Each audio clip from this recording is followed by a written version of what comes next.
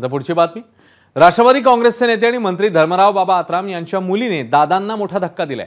भाग्यश्री आत्राम यांनी घड्याळ सोडून शरद पवार यांच्या राष्ट्रवादीत प्रवेश करून तुतारी फुंकण्याचा निर्णय घेतलाय।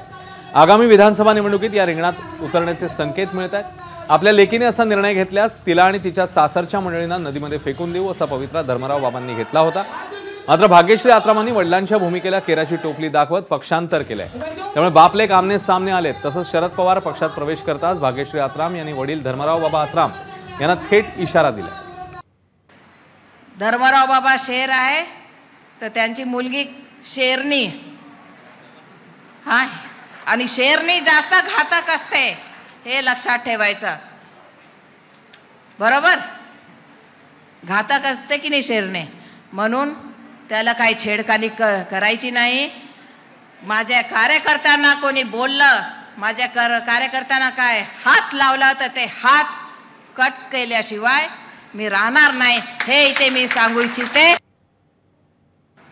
मला दादा ज्ञान शिकवतायत तर मी दादाला विचारणार, तुम्हीच आमच्याकडे येऊन जा।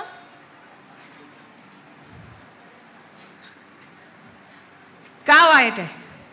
तुम्ही इतके वयस्कर शरद पवार साहेबांना तुम्ही सोडून गेला, तुम्ही तेव्हा नाही वाटला की पवार साहेबांना सोडताना की आमचं घर फुटत आहे आणि तुम्ही मला टीका करता की तुम्ही असं काही करू नका।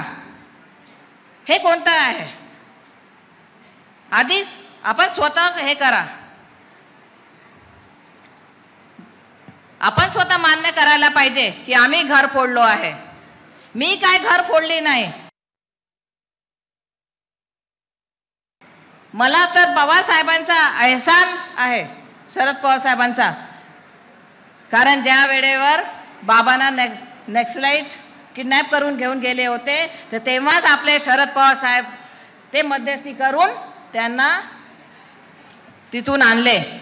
आणि हा आज जे आहे हे मला पवार साहेबांना हे परतफेड करण्याची मला मिळालेली संधी, हे मला सांगायचं आहे। एबीपी माझा, उघडा डोळे बघा नीट।